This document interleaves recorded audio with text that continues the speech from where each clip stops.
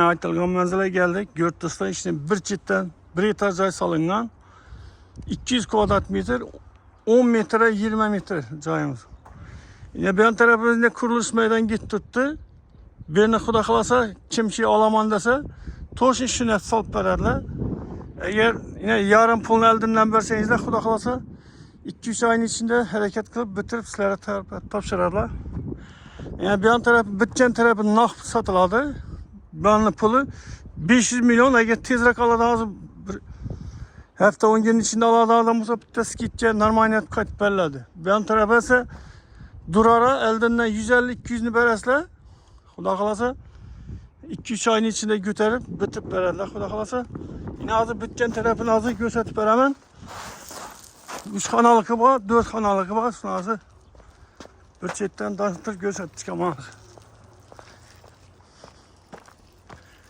Yine Yurtdışda eldeleri şimdi tamburat düzeltilgen işlerim acayip. Girgenimiz şimdi manikle koyulgan padalarım var. Vaktan çıkıp tuttu joyimiz. Aboydan uğrulgan patologimiz natijada uğrulub tuttu.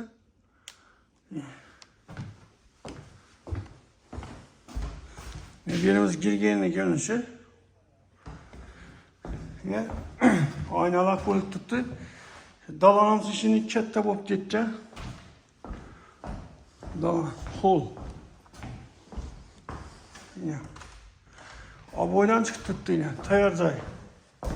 Dokumenti tayar. Kimki olaman desa, zudlik bilan gelishgan holda beramiz Xudo xolasa. Pollar laktan çıkıp tuttu. Registrler, katalolar tayar. Yine aboydan çıkan joy. Demek birimiz ne sanımız yıl boladı. Kafirle uğrulub tuttu. Unitazla koyulgan. Oppaba kafir uğrulub tuttu. Ariston koyulgan. Ugalok vannalar koyulgan. Sisirler var. Aynalarımız akvaplastik aynadan bo'lgan.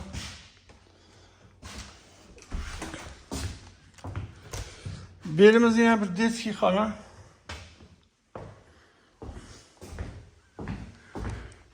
Ayna bana koygan, ayna quyosh bu yandan kelib turadi Xudo xolasa.